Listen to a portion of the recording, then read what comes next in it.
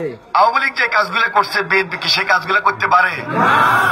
তাহলে গতকালকে এই যে উপজেলার লামসরে যে ঘটনাটা করলো, তো সেটা তো আওয়ামী লীগ আমলের কাহিনী। তাহলে সেই কামটা হইলো কেন? এই কাজ করা যাবে না। বাদর ইউনিয়নের যে নির্বাচন হচ্ছে, এটা দলীয় নির্বাচন। এই নির্বাচন আমি যতটুকু লক্ষ্য করেছি খুব স্বতঃস্ফূর্ত। এই যে এত পোস্টার, এত ব্যানার, এত ফেস্টুন, গত 17 বছরে কোন কেন্দ্রে আমরা এই ধরনের ভোট দেখি নাই। হাসিনা ভোট করছে রাতের অন্ধকারে, আর 14 সালে ভোট করছে সবাইকে জিম্মি করে, 20-এ ভোট করছে আমাদের সবাইকে গ্রেফতার করে। তাহলে 17 বছরের অত্যাচার, নির্যাতন, গুম, খুন আমরা কেউ ভুলে যাই নাই। যদি ভুলি না যাই, তাহলে আমাদের মধ্যে তো কিছু জিনিস কাজ করা উচিত। কাজটা কি?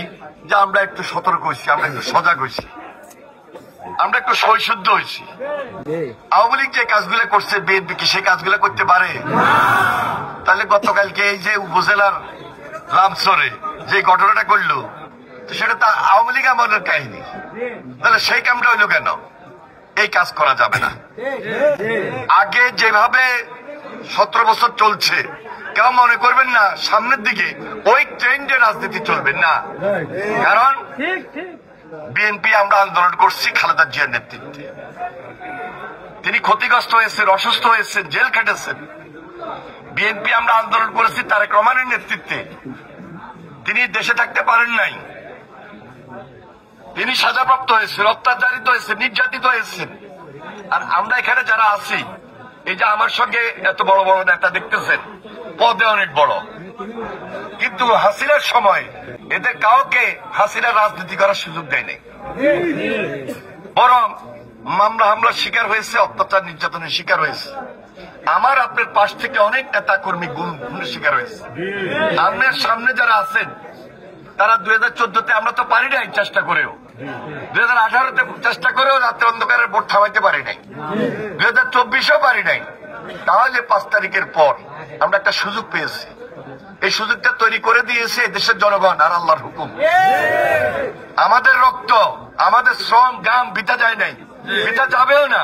হাসিনা পালিয়ে গেছে, কিন্তু 5 তারিখের পর আমাদের কাজ হলো রাজনীতিতে যে একটা গুণগত পরিবর্তন, রাজনৈতিক নেতাদের মধ্যে যে একটা গুণগত পরিবর্তন, এই পরিবর্তনের মধ্য দিয়ে জনগণের কাছে, জনগণের মাঝে বিএনপিকে আবার নিয়ে যাওয়া, যেটা সৃষ্টি করেছিলেন জিয়া রহমান। কারণ জিয়া রহমান জনগণের নেতা ছিলেন, গণমানুষের দলের গণমানুষের নেতা ছিলেন, জনপ্রিয় রাষ্ট্রপ্রধান ছিলেন। দেশনেত্রী বেগম খালেদা জিয়া আপসের নেত্রী ছিলেন। দেশনেত্রী বেগম খালেদা জিয়া তিনি সংসদীয় গণতন্ত্র স্থাপন করেছেন। আর তারেক রহমান এখন 31 দফার মাধ্যমে এই জাতিকে ঐক্যবদ্ধ করে জাতীয় ঐক্যমত্য সরকার গঠন করার জন্য আগামী নির্বাচনে সবাইকে একত্রিত করে যেভাবে আন্দোলন করেছিলেন, সেখানে সবাইকে নিয়ে আসার জন্য ওনার যে লড়াই, ওনার যে সংগ্রাম, সেই জন্য উনি কাজ করে যাচ্ছেন। তাহলে আমার আপনার সবাই কাজটা কি? তারেক রহমানের হাতকে শক্তিশালী করতে হলে এই যে ভোট প্রক্রিয়া, এটা দলের ভোট। দলের ভোট শেষ, দোয়াত কলম মার্কা, ছাতা মার্কা, চেয়ার মার্কা, আম মার্কা, ফুটবল মার্কা।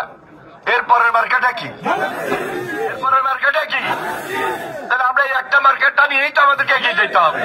দল যাকে মনোনয়ন দিবে, দল যদি বিএনপির কাউকে মনোনয়ন দেয়, তাদের সৃষ্টি ভোট করবো।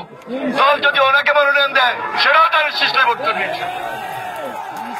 আমাদের ঐক্য বিনষ্ট করা যাবে না।